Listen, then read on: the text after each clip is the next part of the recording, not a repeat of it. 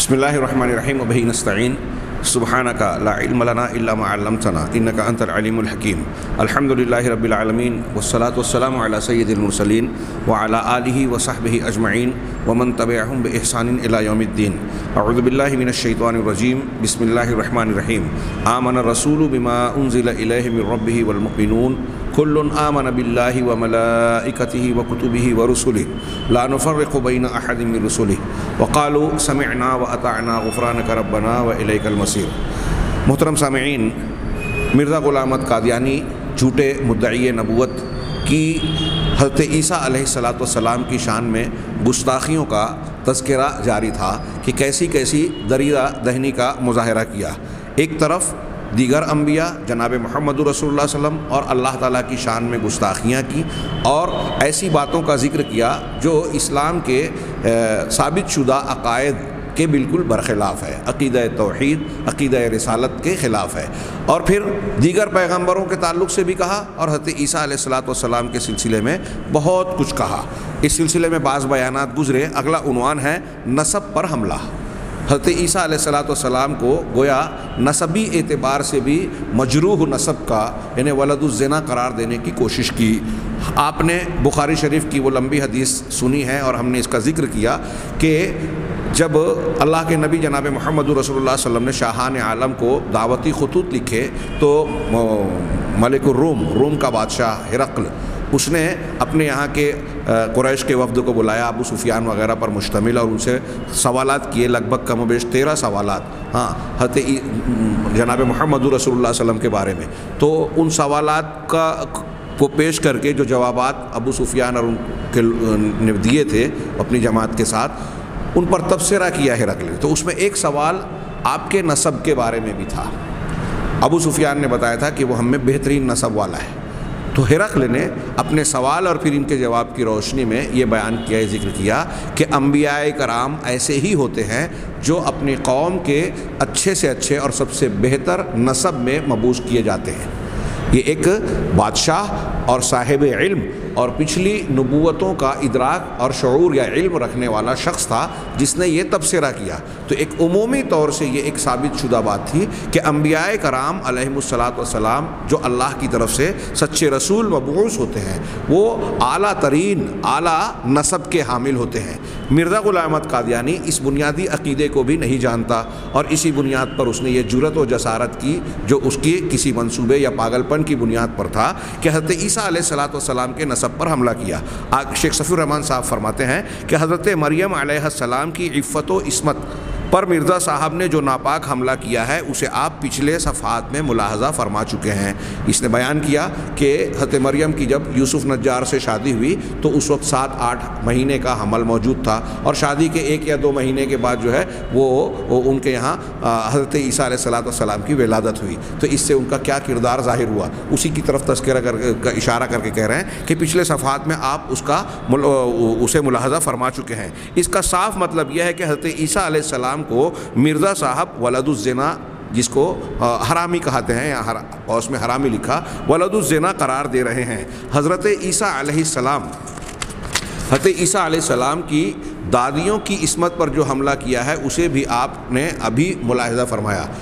جو پچھلی عبارت میں پچھلے درس میں کہا تھا کہ یسوع کی بزرگ دادیوں میں کیا متع کیا صریح زناکاری تھی، اسے بھی آپ نے ابھی ملاحظہ فرمایا۔ اب اس سلسلے کا مزید ایک بیان سنیے۔ مرزا صاحب لکھتے ہیں، بلکہ لکھتا ہے کہنا چاہیے، کہ آپ یعنی مسیح کے ہاتھ میں سوائے مکر و فریب کے کچھ نہ تھا۔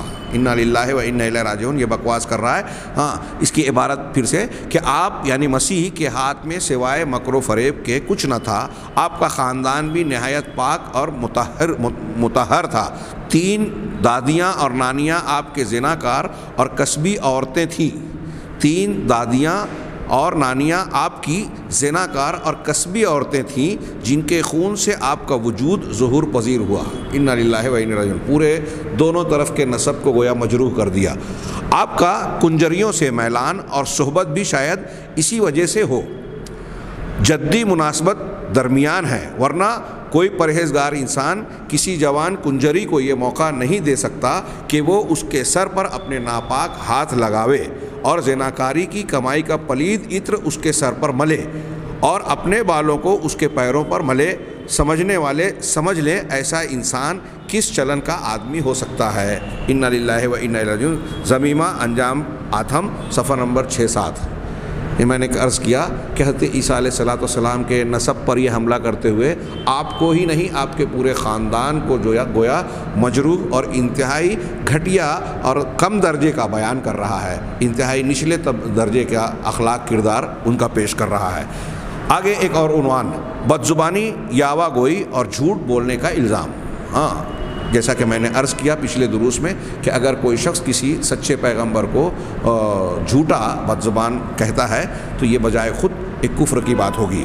مرزا صاحب فرماتے ہیں حضرت ابراہیم علیہ السلام کے ثلاث کذبات والی بحث اپنی جگہ ہے، وہ جھوٹ نہیں ہے، اس کی تشریحات ہم کرتے ہیں۔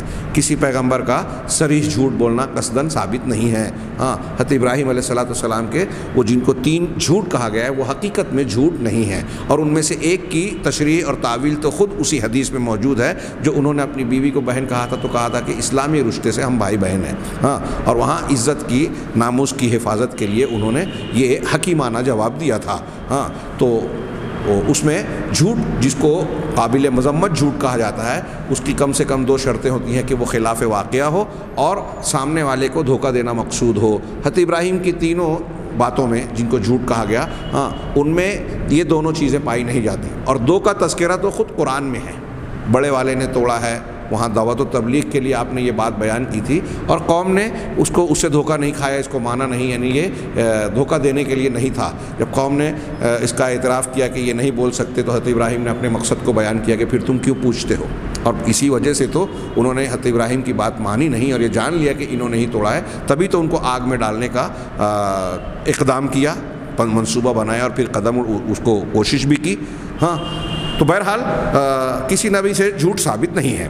مرزا صاحب فرماتے ہیں ہاں آپ یعنی مسیح کو گالیاں دینے، آپ مسیح کے بارے میں کہہ رہا ہے یہ، اور اس لیے اس کو فرماتے ہیں، کہتے ہیں کہ بجائے کہتا ہے بکتا ہے، یہ کہنا چاہیے کہ ہاں آپ یعنی مسیح کو گالیاں دینے اور بدزبانی کی اکثر عادت تھی۔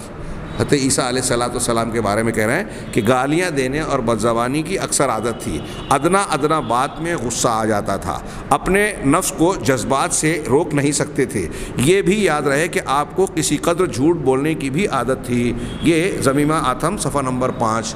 بتائیے حضرت عیسیٰ علیہ السلام کی شخصیت اور ان کا کردار جس طریقے سے پیش کر رہا ہے، اس کی جو تصویر بنتی ہے وہ آج ہمارے درمیان موجود کیسے آدمی کی تصویر ہے؟ ایک جذباتی، متحور، ہاں، جو اپنے نفس پر کنٹرول کھو دیتا ہے اور جس کو اپنی زبان پر اور کردار پر کوئی قابو نہیں ہے۔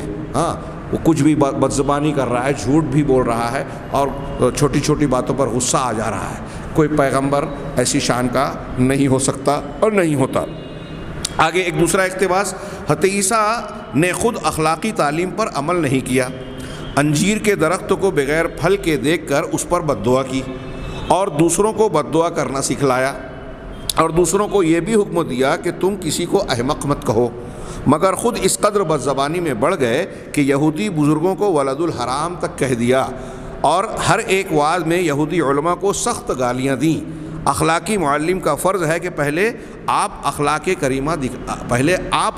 کریمہ دکھلاوے۔ چشمہ مسیحی صفحہ نمبر 9۔ یہ پہلے خود ایمانیات کو سیکھے مرزا صاحب، اس کے بعد اسے قلم اور زبان کا استعمال کرنا چاہیے تھا، لیکن ظاہر سی بات ہے کہ وہ خود کسی کا آلہ کار بن رہا ہے اور اس کے ذہن میں یا اس کا دماغ جو ہے وہ ٹھیک ٹھاک نہیں تھا، صحیح دماغ نہیں تھا، اس لیے اس قسم کی باتیں اس نے رقم کی لکھی۔ مسیح میں برائیاں ہی برائیاں، یہ عنوان ہے۔ مرزا صاحب لکھتے ہیں مسیح کا چال چلن کیا تھا؟ ایک کھاؤ پیو، اب کھاؤ پیو ہے یا کھاؤ پیو؟ ایک کھاؤ پیو، شرابی، نہ زاہد نہ عابد نہ حق کا پرستار، خود بین۔ شرابی، کھاؤ پیو، شرابی، نہ زاہد نہ عابد نہ حق کا پرستار، خود بین، خدائی کا دعویٰ کرنے والا۔ ہاں، مکتوبات احمدیہ جلد سوم صفحہ نمبر 49۔ اب بتائیے کہ اگر کوئی انسان ایسے کردار اور شخصیت کا حامل ہو تو اللہ تبارک و تعالیٰ اس کو لوگوں کے لیے نمونہ بنا کر پیش کرے گا، ان کی تعریف فرمائے گا۔ قرآن مجید میں حضرت عیسیٰ علیہ السلام کا ذکر کرتا انہیں نمونہ بیان کرتا؟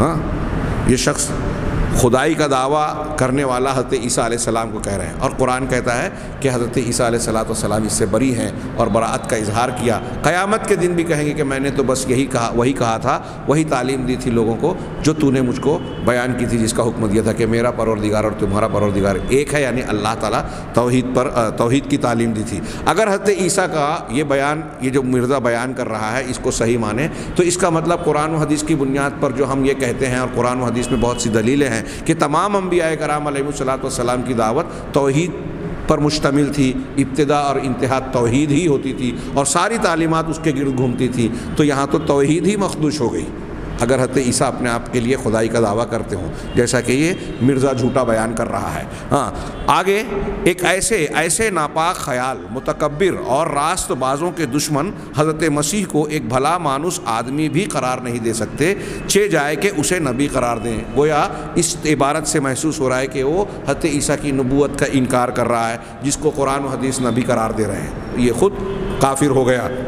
کہہ رہے ہیں نمبر 3 ضمیمہ انجام آتم صفحہ نمبر 9، مسیح ایک ہندو زادے سے بھی گھٹیا تھا، نعوذ باللہ من ذالک۔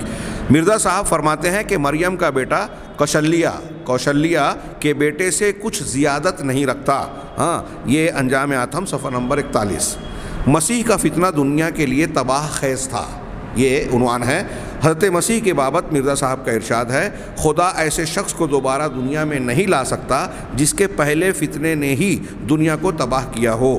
ہاں، دافع البلا صفحہ نمبر 15۔ یہ جو مسلمانوں کا عقیدہ ہے کہ حضرت مسیح علیہ السلام کو زندہ آسمان پر اٹھا لیا گیا اور قرب قیامت میں نزول فرمائے گے اور جو ہے دجال کو قتل کریں گے، گویا اس کا رد کرنا چاہتا ہے کہ دوبارہ اس کو کیوں بھیجے گا جس کی وجہ سے پہلے ہی دنیا تباہ ہو گئی۔ اس میں ایسا بھی لگتا ہے اور محسوس ہوتا ہے کہ گویا حضرت مسیح علیہ السلام آئے اور اللہ تعالیٰ کے منشے اور چاہت کے خلاف تباہی پھیلاتے رہے، اور اللہ تعالیٰ نعوذ باللہ بے بس ہو گیا۔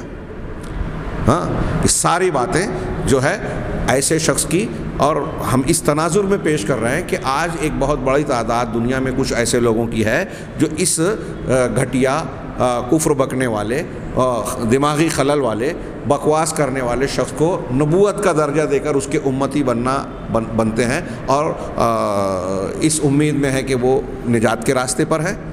کتنی بڑی حماقت اور عجوبہ کاری ہے، یعنی عقل میں آنے والی بات نہیں ہے کہ کوئی انسان اتنا بڑا بے وقوف ہو سکتا ہے جو ایسے شخص کو نبی مانے، ہاں، جو ایک پیغمبر کے بارے میں اس قسم کی باتیں بیان کر رہا ہے، جس کا معاملہ قرآن و حدیث سے بالکل صاف صریح واضح ہے، اس کے بارے میں یہ ایسی باتیں کہہ رہا ہے۔ ہاں، مسیح پر دماغی خلل اور پاگل پن کا طعنہ، خود پاگل ہے، دوسروں کو پاگل۔ کسی انسان کو عقل مند ہے یا بے وقوف، یہ کہنے کے لیے بھی عقل کی ضرورت ہوتی ہے، اور ظاہر سی بات ہے کہ وہ مرزا میں تو تھی نہیں۔ ہاں، مرزا صاحب فرماتے ہیں کہ ان کو یعنی مسیح کے حقیقی بھائیوں کو یقین تھا، یہ قوس میں ہے، یعنی مسیح کے حقیقی بھائیوں کو، ہاں، ان کو یقین تھا کہ آپ کے دماغ میں ضرور کچھ خلل ہے، اور ہمیشہ چاہتے تھے کہ کسی شفا خانے میں آپ کا باقاعدہ علاج ہو۔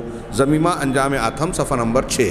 ہاں، آگے ایک عبارت، آپ کی یعنی مسیح کی قوس میں، آپ کی عقل بہت موٹی تھی، آپ جاہل عورتوں اور عوام الناس کی طرح مرگی کو بیماری نہ سمجھتے تھے جن کا آسیب خیال کرتے تھے۔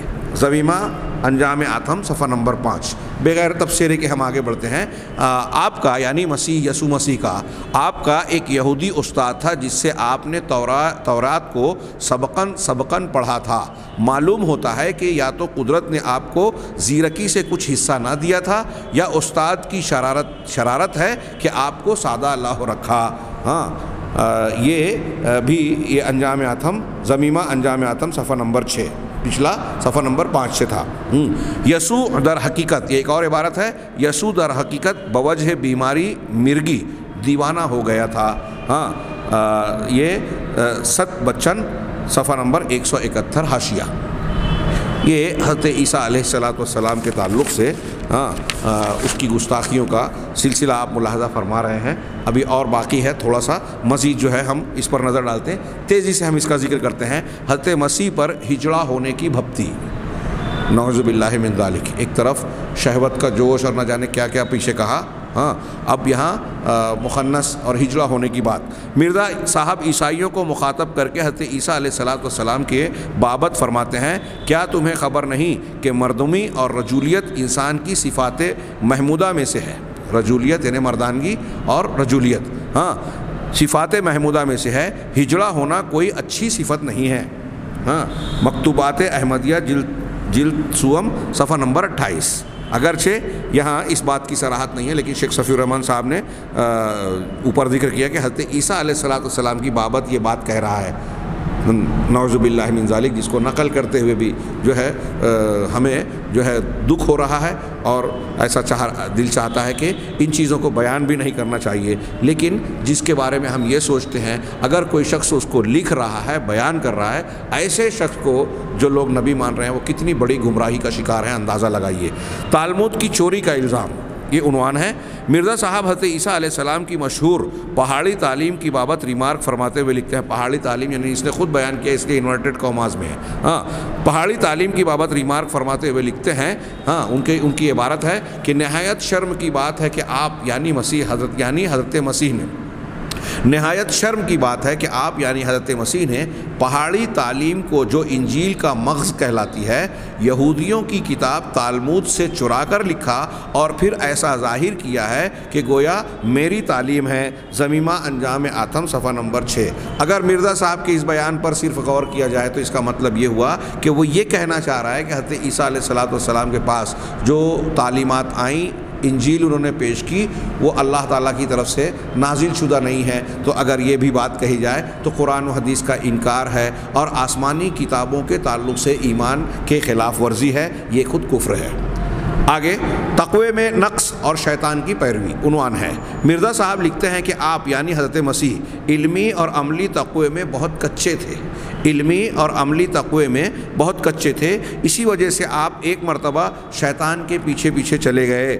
ہاں ایزن زمیمہ انجام آتم صفحہ نمبر 6، اسی صفحے سے جو پچھلے اقتباس کے لیے تھا۔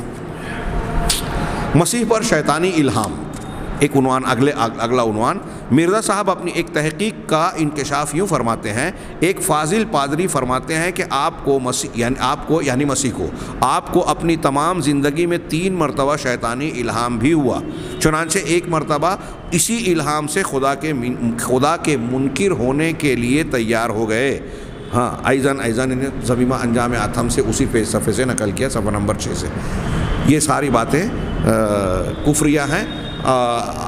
سامعین کرام اگر ایسا محسوس کر رہے ہیں کہ میں غیر ضروری تفصیل پیش کر رہا ہوں تو نہیں، آپ کو یہ بتانا چاہتا ہوں کہ اس قسم کی باتیں جو مرزا نے بیان کی، اس سے مرزا کی حقیقت بھی بے نقاب ہوتی ہے اور اس کے ماننے والوں کی حماقت بے نقاب ہوتی ہے، اور ساتھ ساتھ میں آپ کو یہ بتانا چاہ رہا ہوں کہ اس قسم کا عقیدہ اگر کوئی کسی بھی پیغمبر کے بارے میں رکھے گا تو وہ کافر ہو جائے گا۔ لہٰذا یہ ہمارے انبیاء پر اور رسولوں پر ایمان لانے کے متعلق ایک معلوماتی اور اہم پہلو کی حامل بات ہے۔ مسیح پر شیطانی الہام، ہاں مرزا صاحب یہ میں نے پڑھ لیا۔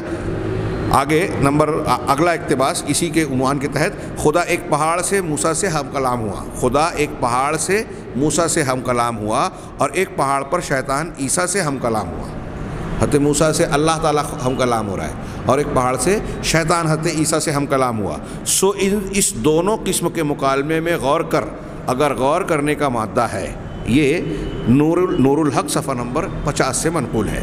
اگلا عنوان، مسیح کی پیشین گوئیاں جھوٹی اور اجتہادات غلط۔ مرزا صاحب یہ کہہ رہے ہیں کہ جو مسیح علیہ السلام نے جو پیشین گوئیاں کی وہ جھوٹی ہیں، اور جو اجتہادات کیے وہ غلط ہیں، جبکہ اس کی کوئی ایک پیشین گوئی جو اس نے ابھی ہم آگے پڑھیں گے جو کی ہے، کوئی ایک بھی ثابت نہیں ہوئی، صحیح نہیں ہوئی، اور تمام سچے پیغمبروں کی ہر پیشین گوئی سچی ثابت ہوئی۔ ہاں مرزا صاحب فرماتے ہیں، ہائے کس کے آگے ماتم لے جائیں کہ حضرت عیسیٰ علیہ السلام کی 3 پیشین گوئیاں صاف طور پر جھوٹی نکلیں۔ یہ اعجاز احمدی صفحہ نمبر 14۔ آگے ایک اور اقتباس، افسوس ہے کہ جس قدر حضرت عیسیٰ علیہ السلام کے اجتہادات میں غلطیاں ہیں اس کی نظیر کسی نبی میں نہیں پائی جاتی۔ ہاں افسوس ہے، پھر سے دیکھیے کہ افسوس ہے کہ جس قدر حضرت عیسیٰ علیہ السلام کے اجتہادات میں غلطیاں ہیں اس کی نظیر کسی نبی میں نہیں پائی جاتی۔ شاید خدائی کے لیے یہ بھی ایک شرط ہوگی، مگر کیا ہم کہہ سکتے ہیں کہ ان کے بہت سے اجتہادوں اور غلط پیش گوئیوں کی وجہ سے ان کی پیغمبری مشتبہ ہو گئی؟ ہاں، اعجاز احمدی صفحہ نمبر 25۔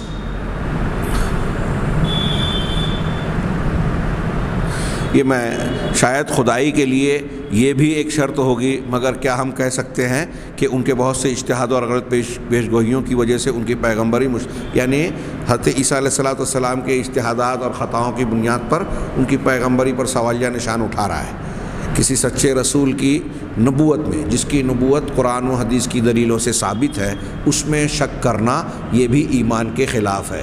ایمانیات کے متعلق جو شرط آپ نے پڑھی ہے، لا الہ الا اللہ کی شرط، محمد رسول اللہ کی شرط، اس میں ایک شرط ہے کہ یقین ہو جو شک کی ضد ہے۔ اب ایسا مشتبہ ہونا کسی پیغمبر کے بارے میں یہ خود کفر ہے۔ مسیح نے معجزہ دکھلانے کی بجائے گالیاں دی، عنوان ہے یہ۔ مرزا صاحب کا ارشاد گرامی ہے، درماندہ انسان، قوس میں یسوع مسیح، حضرت مسیح کو درماندہ انسان کہہ رہا ہے۔ درماندہ انسان کی پیش گوئیاں کیا تھیں؟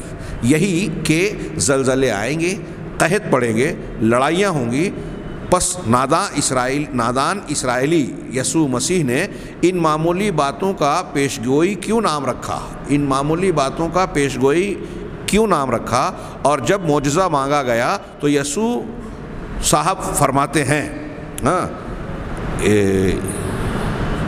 گویا حاشیے میں شیخ صفی الرحمان صاحب نے کہا کہ اس طنز کو بھی ملاحظہ فرمائیے کہ حضرت عیسیٰ علیہ السلام کا ذکر کر کے یسوع صاحب فرماتے ہیں، طنزیہ انداز میں بھپتی کستے ہوئے یہ کہہ رہا ہے ایک پیغمبر کے تعلق سے، کہہ رہا ہے کہ پس نادان اسرائیلی یسوع مسیح نے ان معمولی باتوں کا پیش گوئی کیوں نام رکھا؟ اور جب معجزہ مانگا گیا تو یسوع صاحب فرماتے ہیں کہ حرام کار اور بدکار لوگ مجھ سے معجزہ مانگتے ہیں، ان کو کوئی معجزہ دکھایا نہیں جائے گا۔ دیکھو یسوع کو کیسی سوجھی اور کیسی پیش بندی کی۔ اب کوئی حرام کار اور بدکار بنے تو اس سے معجزہ مانگے، یعنی جو معجزہ مانگے گا وہ حرام کار اور بدکار ہو جائے گا۔ یہ ضمیمہ انجام آتم صفحہ نمبر 5۔ گویا اب معجزات مسیح پر بھی سوالیہ نشان اٹھا دیا اور اس کا بھی انکار کیا، اور حضرت مسیح کی پیشین گوئیوں کے کچھ جملے اپنی طرف سے ذکر کر کے اس کو کہا کہ یہ پیشین گوئیاں ہیں، جبکہ خود اس نے ایسی بہت ساری پیشین گوئیاں کی، ہم وہاں ذکر کریں گے۔ علامہ احسان علی ظہیر رحمہ اللہ نے بھی ایک باب باندھا القادیانیہ میں اور اس کی پیشین گوئیوں کا پوسٹ مارٹم کیا اور بتایا کہ اس کی کوئی ایک بھی خبر ثابت نہیں ہوئی۔ اس نے ایک مرتبہ کہا کہ پنجاب میں کل پرسوں 1-2 روز میں یا کچھ 1-2-4 دن میں زلزلہ آئے گا، اور اپنے گھر سے نکل کر باہر ٹینٹ لگا لیا، خیمہ لگا لیا، اس میں رہنے لگا۔ علامہ نے لکھا کہ 10 سال تک وہاں زلزلہ آیا ہی نہیں۔ اور یہاں حضرت عیسیٰ علیہ السلام پر کا مذاق اڑاتے ہوئے، ان کا رد کرتے ہوئے کہہ رہا ہے کہ زلزلہ آئے گا، قحط پڑے گا، ایسی چیزوں کو جو ہے وہ پیشین گوئیاں کہہ رہا ہے۔ ان معمولی باتوں کا پیش گوئی کیوں نام رکھا؟ خیر آگے بڑھتے ہیں۔ عیسائیوں نے، قوس میں عیسائیوں نے آپ کے یعنی یسوع مسیح کے بہت سے معجزات لکھے ہیں، مگر حق بات یہ ہے کہ آپ سے کوئی معجزہ صادر نہیں ہوا۔ ملاحظہ فرمائیے، حضرت عیسیٰ علیہ السلام کے سارے معجزات کا رد کر دیا، یہ بھی کفر ہوا۔ قرآن و حدیث میں ان کے معجزات کا ذکر ہے، ان سب کا انکار ہوا۔ اور اس دن سے کہ آپ نے یعنی یسوع مسیح نے معجزہ مانگنے والوں کو گندی گالیاں دیں اور ان کو حرام کار اور حرام کی اولاد ٹھہرایا، اسی روز سے شریفوں نے آپ سے کنارہ کیا اور نہ چاہا کہ معجزہ مانگ کر حرام کار اور حرام کی اولاد بنے۔ یہ ضمیمہ انجام آتم صفحہ نمبر 6۔ ہم آج کے درس کا یہ آخری عنوان ملاحظہ فرمائیں کہ مسیح کے معجزات مسمرزم تھے، شعبدہ جادو کا عمل، یعنی یہ جو ایک فن کہلاتا ہے۔ تو حضرت مسیح نے جو معجزات پیش کیے وہ حقیقت میں معجزہ نہیں تھے، مسمرزم کا نتیجہ تھے، جادوی عمل، شعبدہ بازی۔ یہ تو آپ نے دیکھ لیا کہ مرزا صاحب حضرت مسیح علیہ السلام کے ہاتھ پر کسی معجزے کا ظاہر ہونا تسلیم نہیں کرتے۔ یہ مولانا صفی الرحمان صاحب فرما رہے ہیں کہ یہ تو آپ نے دیکھ لیا پچھلی عبارت میں کہ مرزا صاحب حضرت مسیح علیہ السلام کے ہاتھ پر کسی معجزے کا ظاہر ہونا تسلیم نہیں کرتے۔ پھر حضرت مسیح کے جو معجزات مشہور ہیں اور جن کا ذکر قرآن میں آیا ہے، ان کی بابت مرزا صاحب کیا فرماتے ہیں؟ اب جب ایک طرف یہ انکار کر رہا ہے اور قرآن میں ان کا تذکرہ ہے تو اب اس کی تعویل کریں گے، تو کیا کہہ رہے ہیں؟ اس کا جواب مرزا صاحب ہی کے الفاظ میں سنیے۔ لکھتے ہیں، حضرت مسیح کے معجزات عمل الترب یعنی مسمرزم کے طریق سے تھے۔ ایسے عملوں سے کاملین پرہیز کرتے ہیں.